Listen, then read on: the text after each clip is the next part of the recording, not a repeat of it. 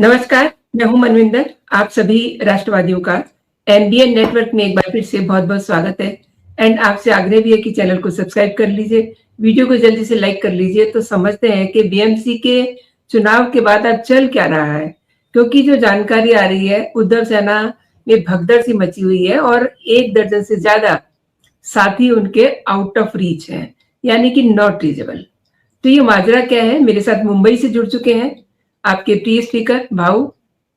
बहुत बहुत स्वागत है आपका भाऊ। नमस्कार, अभिनंदन। भाऊ, कई सारी बातें निकल के आ रही हैं, उद्धव के साथी पता नहीं कहाँ गायब हो गए। तो ये भगदड़ का आलम क्या बताता है? नहीं, ये खबर तुमको कैसे मिले मुझे पता नहीं, क्योंकि अभी ये हमारे मुंबई के और मराठी मीडिया में नहीं है।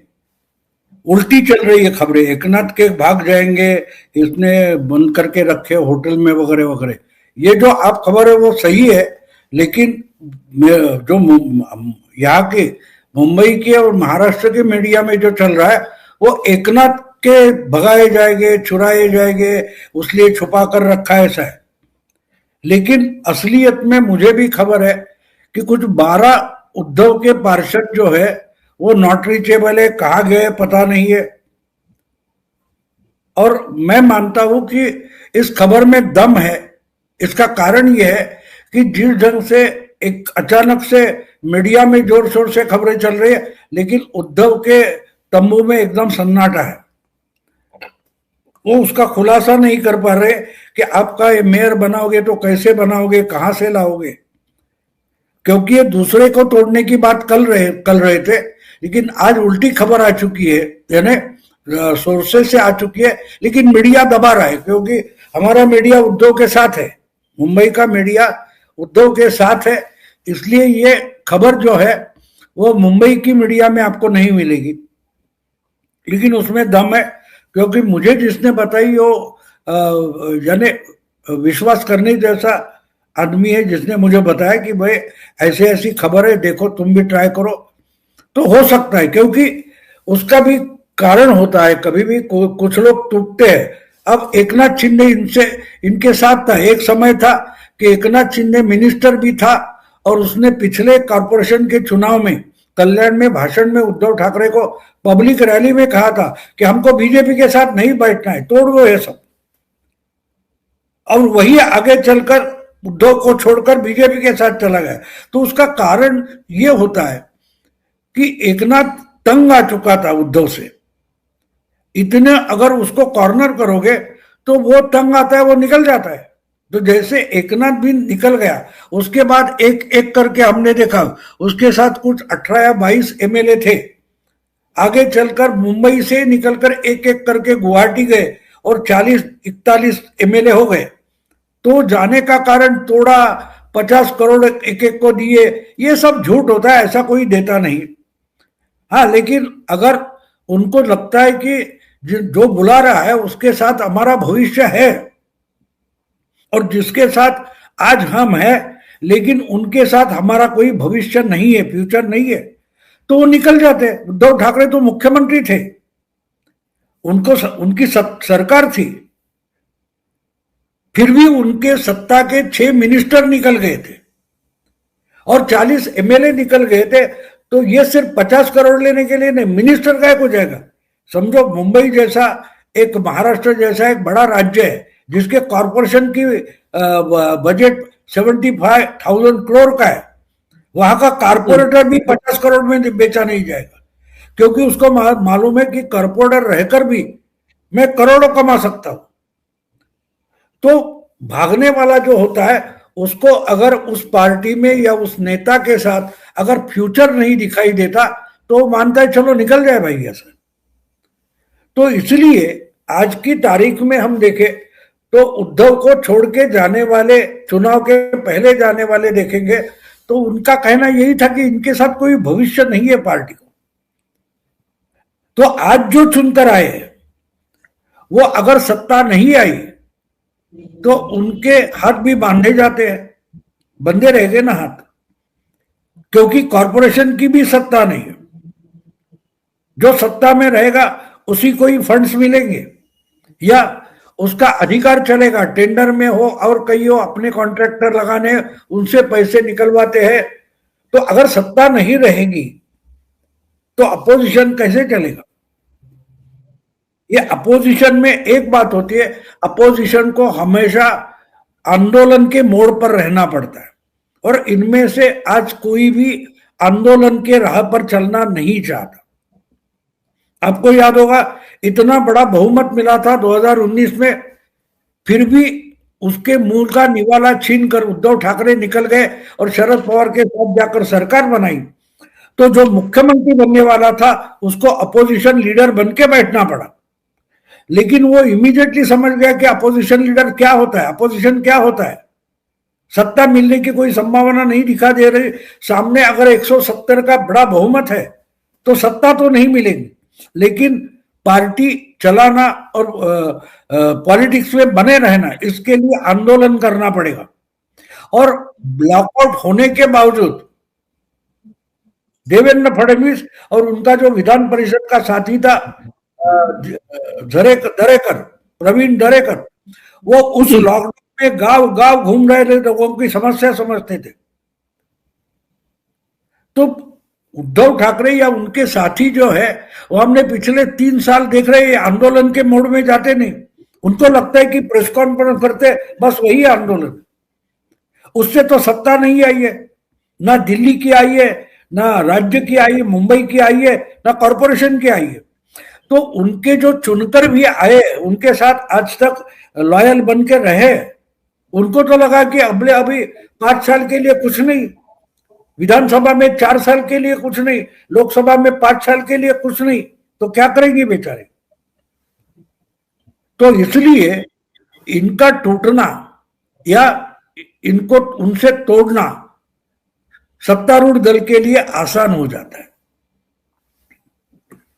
आपने सही कहा भाऊ, लेकिन एक चीज और है, आपने अभी लायन की बात करी तो ऑपरेशन टाइगर की आवाज आ रही है वहां से। अभी हमने देखा ऑप सिंदूर हुआ, भारतीय सेना ने ऑप सिंदूर किया, लेकिन महाराष्ट्र से ये ऑपरेशन टाइगर, ये क्या बताता है?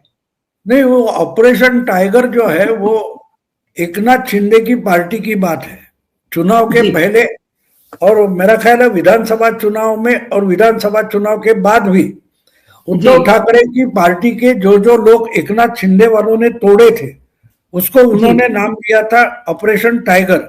जैसे बीजेपी के लिए ऑपरेशन कमल बोला जाता है, ऑपरेशन लोटस बोला जाता है, तो वैसे ही उन्होंने नाम दिया था तोड़ने की मूवमेंट में। और बार बार वो हैंडल करने वाले एकनाथ शिंदे के जो साथी है उनका नाम है उदय सामंत, वो भी एक्टिव हो गए, ये खबर है। तो ऑपरेशन टाइगर के तहत ये काम हो सकता है। अब ये है कि अगर उद्धव इतनी हार होने के बाद भी एकनाथ शिंदे की पार्टी ढीली है, उसको तोड़ सकता हूं बात कर रहे हैं, तो एकनाथ शिंदे गुस्से में आकर बोलेगा मैं भी तो उसकी पार्टी तोड़ता हूं। और अगर उद्धव की पार्टी तोड़कर उसको कमजोर बनाने की कोशिश एकनाथ शिंदे करेंगे तो बिल्कुल बीजेपी उनके साथ खड़ी होगी, बीजेपी उनको मदद करेगी। दो भाई एक दूसरे के खिलाफ लड़ रहे हैं तो उनका जो खानदानी दुश्मन है, वो जिसको दुश्मन मानते हैं, वो तो एक भाई को मदद करेगा, हाँ जा उसके दांत तोड़, उसके हाथ तोड़, उसके पैर तोड़। तो इसलिए चुनाव हारने के बाद अगर दिमाग चला के, लेकिन उद्धव ठाकरे की बात यह कि उनको प्रेस कॉन्फ्रेंस में चमकना होता है, रैली में चमकना होता है, उसके आगे जाकर कुछ करना पड़ता है। ये उद्धव ठाकरे के दिमाग की सोच है ही नहीं, और इसलिए अभी भी हमारा मेयर हो सकता है वगैरह वगैरह बातें उन्होंने शुरू कर दी, वो गलत थी। ऐसी बातें करते रहे।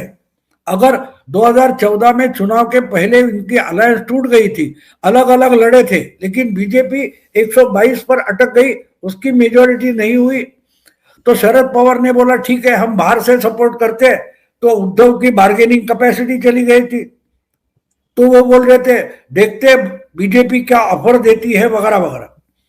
तो ये जो तरीका होता है पॉलिटिक्स में, जो लचीलापन है वो बहुत इंपॉर्टेंट होता है।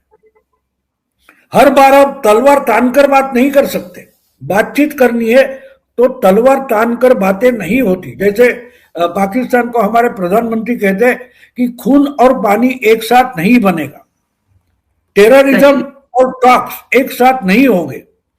तो ये उद्धव के दिमाग में घुसने वाली बात नहीं है। तो वो गिरेगे तो भी देखो मेरी टांग ऊपर है, मैं टांग से मारूंगा तुमको। इस ढंग की गलत बातें करते, गलत बयानी करते और उसका नुकसान उनको भुगतना पड़ता है। तो अगर इन्होंने बात की चुनाव खत्म होने के बाद कि एकनाथ के 8-10 तोड़कर भी हम इधर की मेजोरिटी बनाएंगे, बचे कुचे सब दल है वो इकट्ठा आ जाएंगे और एकनाथ की पार्टी से 8 या 9 पार्षद यहाँ आ गए तो हमारा मेयर हो सकता है, इसका मतलब ये होता है कि आप इतनी बुरी तरीके से हारने के बाद भी कौन आएगा आपके साथ, क्यों आएगा? क्योंकि आप सत्ता में नहीं आ रहे हो। अगर वो सत्ता में चुनकर आए हुए लोगों को मालूम है तो वो सत्ता छोड़कर आपके पास क्यों आएंगे? लॉजिकल देखो, थोड़ा लॉजिकल थिंकिंग करो, तर्क चलाओ, लेकिन तर्क नहीं चलेगा, हवा में बातें करेंगे। वो तो संजय राउत भी बोल गया हमारे एकनाथ शिंदे के कारपोरेटर हमारे संपर्क में है। अरे ट्रंप भी इनके संपर्क में है। वो चाइना का जिनपिंग भी संजय राउत के संपर्क में है। और उनमें क्या चल रहा है, एकनाथ शिंदे चाहते कि बीजेपी का मेयर ना हो, ये इसको किसने बताया? ट्रंप अध्यक्ष ना हो, ये इसको किसने बताया? तो ऐसी हवाई बातें करते हैं संजय राउत और मराठी मीडिया उस पर दिन भर वो खबर चलाता रहता है, उस पर डिबेट करता है, तो उससे कुछ निकलता नहीं। और इसलिए तुम जो बता रही हो खबर वो मुझे पता चली है और मैंने जो उसकी इंफॉर्मेशन निकालने की कोशिश दिन भर कर रहा हूं, तो मुझे पता चला है कि उदय सामंत उस पर काम कर रहे हैं, जो अभी की सरकार में मंत्री है। और कुछ 12 लोग उद्धव ठाकरे से नॉट रीचेबल हो गए, ये खबर है मेरे पास। तो ये बात साफ है, होने वाला था, होने वाला था। तो ये संभालने की ये बातें करने के बजाय प्रेस कॉन्फ्रेंस लेकर बड़ी बड़ी छोड़ना, इसके सिवा उद्धव ठाकरे कुछ करते नहीं। अभी भी बची कुची इनकी पिताजी की जो अच्छी बातें हैं, पुण्याई है, उसके आधार पर इतने लोग चुनकर आए। अगर ये भी हाथ से निकल गए तो ये वापस आने वाले नहीं है और बुरी हालत हो जाएगी। तोड़ने की बात कहा कर रहे हो, जोड़ने की बात करो। आपने कांग्रेस के साथ गए थे, आज के चुनाव में आपको कांग्रेस की जरूरत थी, वो साथ में नहीं आए। क्यों नहीं आए? क्योंकि आप सिर्फ तोड़ने की बात करते हो, जोड़ने की बात करते ही नहीं। और इसलिए उद्धव की पार्टी में अगर भगदड़ मची है तो साफ मचेगी। उसका कारण साफ है कि जो चुनकर भी आए उनको लगता है कि अगर हम अपोजिशन में बैठेंगे तो चिल्लम चिल्ली कर सकते हैं, उससे ज्यादा कुछ नहीं कर सकते। और सत्ता में बैठे लोगों के खिलाफ हम बातें करते रहे तो अपने अपने वार्ड के लिए कुछ काम नहीं कर पाएंगे, और नहीं कर पाएंगे तो नेक्स्ट टाइम भी चुनकर आना मुश्किल हो जाए। और इसलिए कुछ लोग उद्धव का साथ छोड़ेंगे तो मैं मानता हूं छोड़ सकते हैं। एंड भाऊ, अब देवा भाऊ तो देखिए उन्होंने करके दिखा दिया, लेकिन जैसा कि आपने भी कहा कि प्रेस कॉन्फ्रेंस में बड़ी बड़ी छोड़ रहे हैं, तो ये कह रहे हैं कि अभी हमारी लड़ाई जो है बाकी है। अभी बाकी क्या बचा है और क्या इन्हें देखना है? नो, लड़ाई बाकी है, सच्ची बाकी है। क्योंकि वो बोलेंगे सुप्रीम कोर्ट में तो केस चल रहा है। आज भाजपा के मुंबई का प्रवक्ता ने एक अच्छा स्टेटमेंट किया, अभी भी उद्धव ठाकरे अपना मेयर ला सकते हैं, लेकिन उसके लिए उनको एक काम करना पड़ेगा।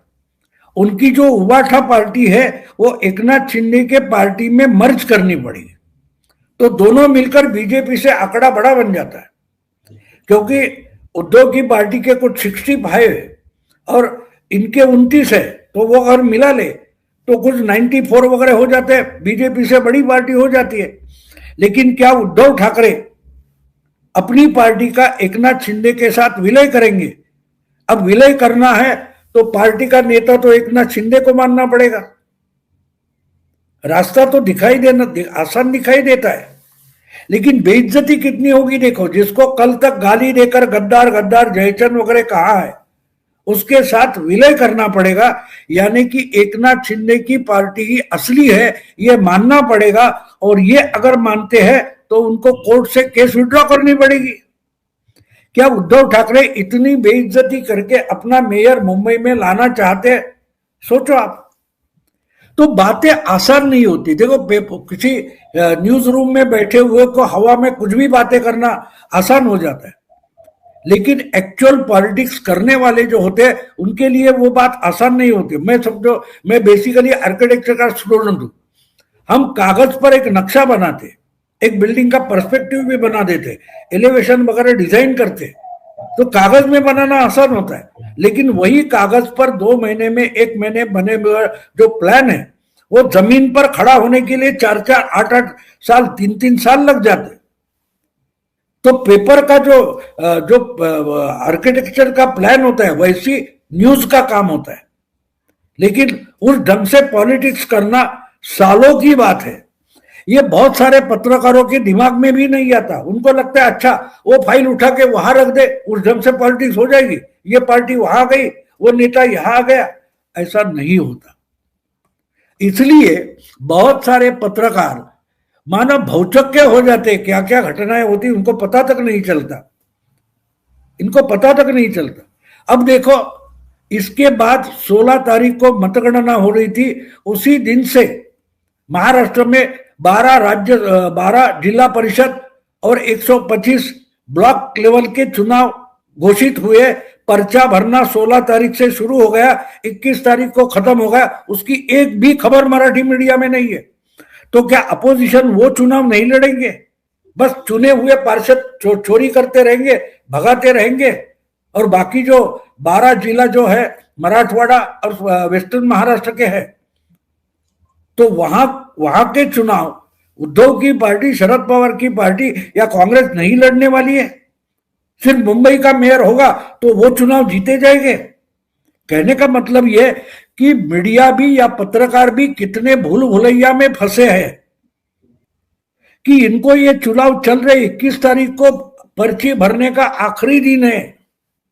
उसके बाद तो इन 125 और 12 इन संस्थाओं के लिए चुनाव लड़ने के लिए उम्मीदवार भरने का टाइम भी नहीं बचेगा।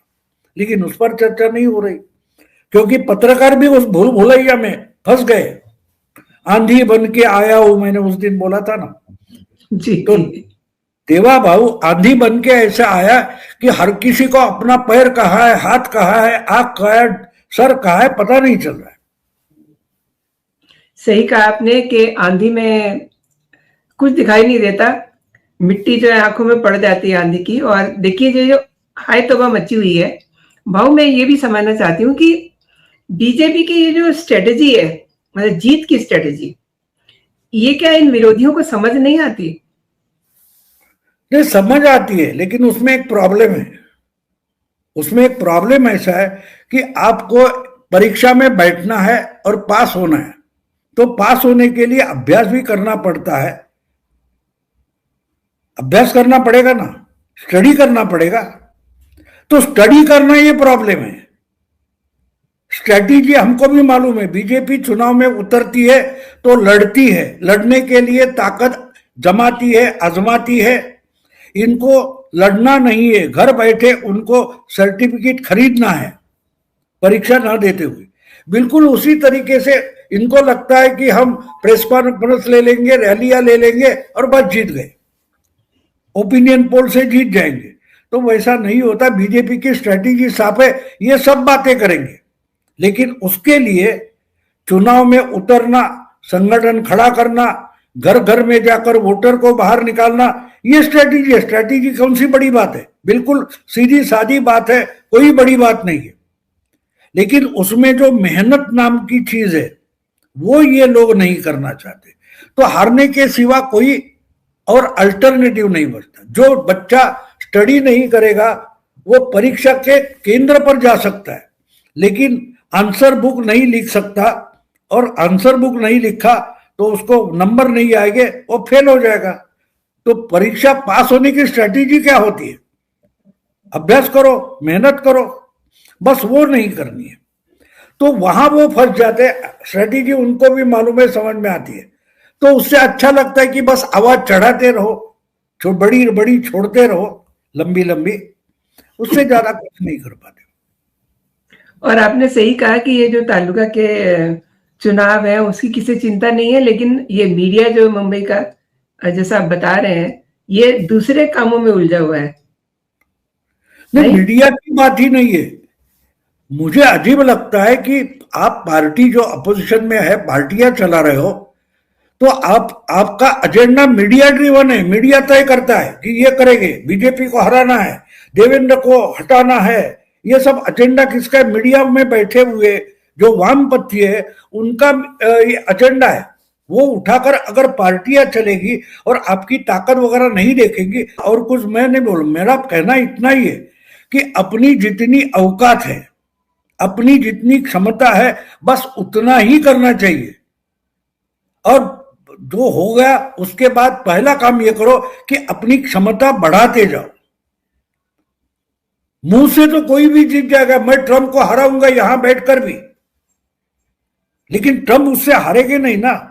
मैं हर दिन प्रेस कॉन्फ्रेंस करता हूं और ट्रंप को हरा दूंगा। क्या ट्रंप हारने वाले हैं? नहीं हारेंगे। तो इनको बच्चों का खेल लगता है चुनाव। मीडिया वाले और ऐसे लीडर्स और उनकी पार्टियां, उनको लगता है चुनाव तो बच्चों का खेल है, गुल्ली डंडा जैसा खेलेंगे, कौन सी बड़ी बात है। तो वैसे चुनाव जीते नहीं जाते और सत्ता चला ही नहीं जाती, तो इसलिए ये फंसे हैं और उससे निकल नहीं पा रहे।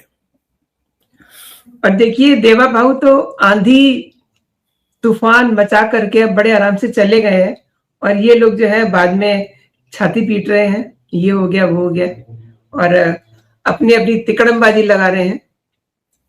नहीं, उसका कॉन्फिडेंस देखो, उसका कॉन्फिडेंस एग्जैक्टली। कि अगर मुंबई का मेयर या और कोई ठाणे बिणे का मेयर जो उन्होंने कल परसों चुनाव जीता है, उसके बाद अपने पार्टी का मेयर या अपने साइड का मेयर लाना है, उसमें कोई प्रॉब्लम होती तो ये इंसान विदेश चला जाता? नहीं जाता, नहीं जाता।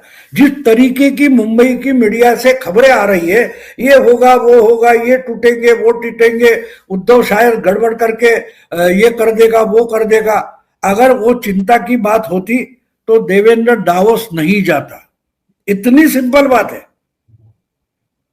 क्योंकि डावोस जाके तो बातें करनी है, यहां सरकार चलानी है और अगले 4 साल चलानी है, तो क्या वो ये सब आधा छोड़कर उधर जाता? नहीं जाता।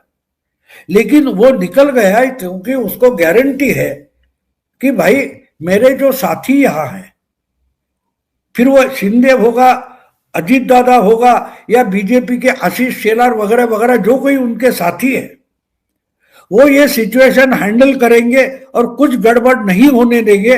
ये भरोसा देवेंद्र के पास है, और इसलिए वो विदेश निकल गए 2 दिन के लिए। छोटी बात नहीं है।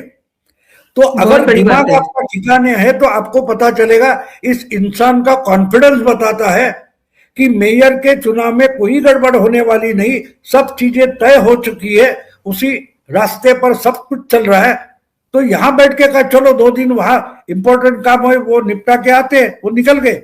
इससे ही पता चलता है कि कोई भी शिवसेना बीजेपी अलायंस में, महायुति में कोई भी गड़बड़ी नहीं है। लेकिन गड़बड़ नहीं तो खबर नहीं होती।